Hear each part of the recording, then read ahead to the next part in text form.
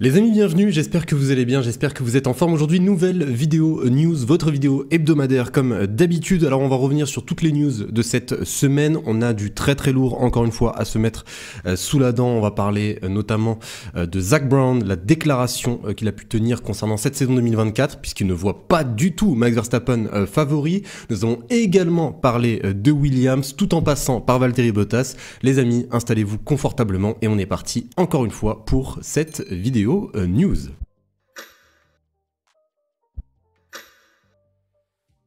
Alors commençons tranquillement les amis par une news concernant un ancien pilote Mercedes. Je parle bien sûr de Valtteri Bottas.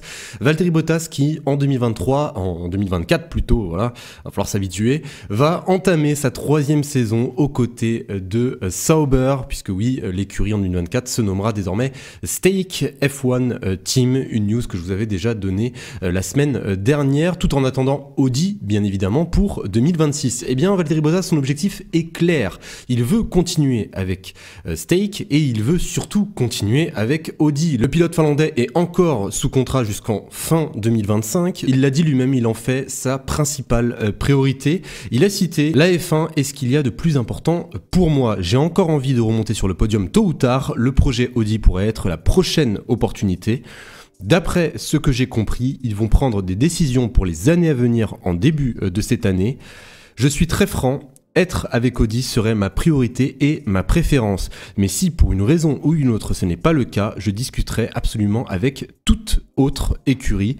Je veux en être parce que j'ai le sentiment d'avoir encore des choses à faire dans ce sport. Donc voici les amis, les propos du pilote finlandais. Et je le rappelle encore une fois, et déjà je vous l'avais déjà cité la semaine dernière, que Audi envisage plusieurs pilotes pour leur line-up. On a pu entendre le nom d'Esteban Ocon, le nom de Carlos Sainz après Ferrari, le nom également de Nico Hülkenberg, Nico Hülkenberg qui matcherait super bien, pilote allemand, pilote expérimenté avec Audi, ou même, pourquoi pas, un retour peut-être de Mick Schumacher. En tout cas, vous me dites ce que vous en pensez. Est-ce que Valtteri Bottas, selon vous, est, on va dire, quand même prioritaire vis-à-vis des autres pilotes, dû également à son statut de pilote titulaire avec Stake. Deuxième news, nous allons parler d'un tracé, et surtout d'un tracé historique, puisque nous allons parler de Monza. Alors Monza ont entamé des travaux qui devraient changer pas mal de choses sur le circuit. Alors il faut savoir que le tracé de Monza est sous contrat jusqu'en 2025, donc il va falloir certains changements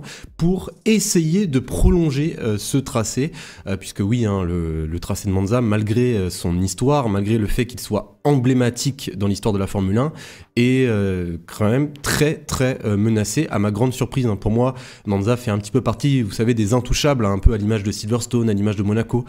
Ça fait un peu partie des intouchables. Eh bien non, Monza, eux aussi, peuvent être en danger de ne pas prolonger avec la Formule 1. Alors, les changements vont se situer sur plusieurs zones du circuit. Déjà, les travaux vont durer aux environs de 140 jours. Le chantier consiste à un resurfaçage intégral du tracé, la construction d'un nouveau passage souterrain, l'agrandissement de 3 tunnels déjà existants et l'amélioration des infrastructures des stands et surtout la rénovation de certaines tribunes pour pouvoir accueillir, je pense, plus de supporters sur place. Donc voici les changements proposés par Monza. Les travaux devraient bientôt commencer.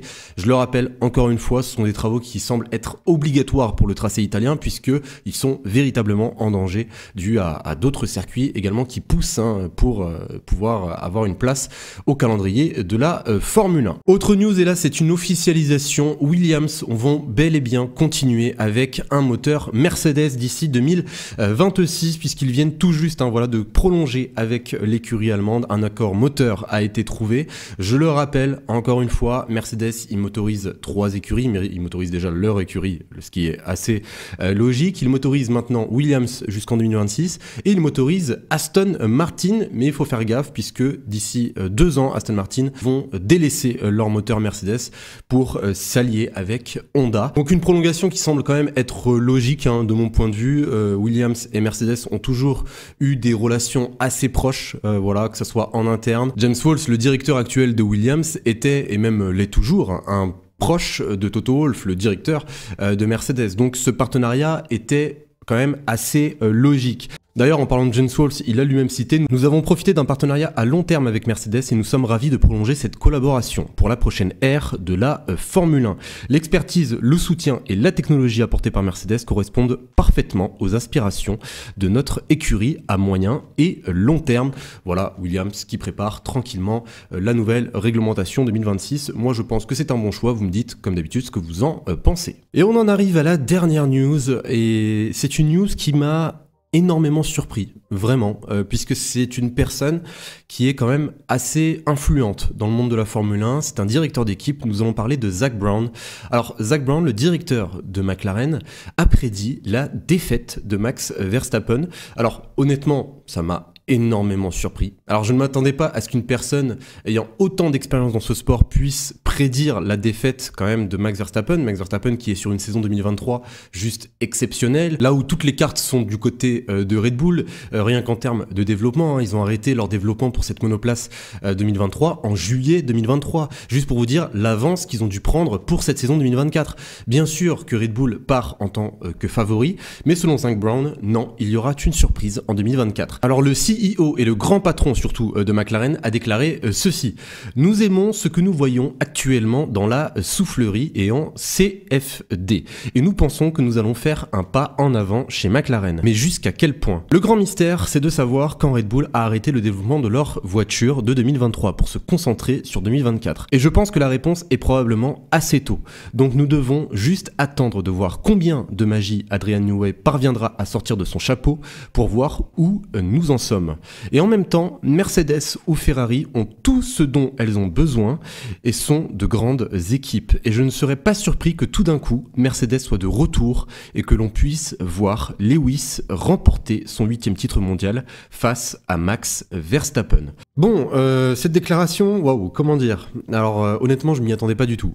Personnellement, là déjà dans mon esprit, mais je vous le dis, dans mon esprit, et je pense ne pas être le seul, hein, logiquement, si on regarde vraiment la logique et même ce qu'on a pu apprendre des dernières grosses dominations dans l'histoire de la F1, dire que Verstappen ne sera pas favori à 99% la saison prochaine, pour moi, serait une énorme erreur. Le gars sort d'une saison 2023 où il a totalement tout écrasé. Un peu plus tôt dans la journée, je regardais exactement les statistiques de Max Verstappen en 2023, puisque je préparais une autre vidéo. Mon cerveau n'arrivait pas à assimiler toutes les stats qui passaient, juste pour vous dire à quel point cette saison 2023 est vraiment exceptionnelle. Alors là, Zak Brown, il nous dit plusieurs choses. Déjà, moi, il y a deux choses qui m'interpellent. La première chose, pourquoi est-ce qu'il met plus Mercedes en avant que sa propre écurie? Alors, il nous a parlé au début de la déclaration très très brièvement de son écurie, mais l'écurie qu'il a le plus mis en avant, c'est bel et bien Mercedes. Pourquoi il nous parle de Lewis Hamilton? C'est ça, pour moi, la vraie question. Et seconde chose, est-ce qu'il nous dit ceci pour mettre un petit peu plus d'engouement vis-à-vis de cette saison 2024, puisque voilà, peut-être nous laisser un petit peu plus dans le suspense avant ce début de saison, ou est-ce qu'il nous dit tout ça juste parce qu'il le pense vraiment? Donc voilà, il y a de tonnes de manières en fait de pouvoir interpréter, je trouve, cette déclaration de Zak Brown. Il nous laisse énormément dans le flou, peut-être aussi parce qu'il est sûr de lui, peut-être qu'il a des informations en interne, on ne sait pas. En tout cas, les amis, voici cette déclaration. Je vous laisse, hein, bien sûr, vous faire votre propre avis. Moi, de mon avis personnel, je pense qu'il va vraiment falloir attendre, hein, les monoplaces, enfin du moins les premières séances d'essais hivernaux pour pouvoir au mieux se fixer sur les réelles performances de chacune des écuries. Bien sûr que ces essais hivernaux ne vont pas forcément décrire toute la saison, ça c'est sûr et certain. On a bien pu le constater l'année dernière, là où Aston Martin a été très très fort lors des essais hivernaux. Cette saison, c'est 5e au constructeur. Donc, vous voyez, personne quand même ne l'avait vu venir d'une certaine manière, enfin surtout le retour de McLaren. Donc, il ne faut pas forcément se fixer que sur les essais hivernaux. Mais les essais hivernaux restent un point clé qui vont permettre forcément de pouvoir nous situer. Bon, est-ce que Lewis Hamilton réussira à battre Max Verstappen? Honnêtement, là, je ne veux pas relancer ce débat, mais en tout cas, Zak Brown, lui... a l'air plutôt convaincu. Sur ce, les amis, cette vidéo news est d'ores et déjà terminée. Vous me dites bien sûr ce que vous en pensez.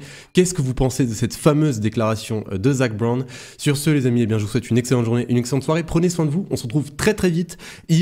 Avant-hier plutôt, je vous ai sorti une vidéo sur le cas de Charles Leclerc chez Ferrari. Voilà son évolution de carrière. Je vous invite fortement à aller la voir et à me donner votre avis également. Et sur ce, les amis, eh bien, je vous souhaite une excellente journée et une excellente soirée. Prenez soin de vous et je vous dis à la prochaine. Salut tout le monde.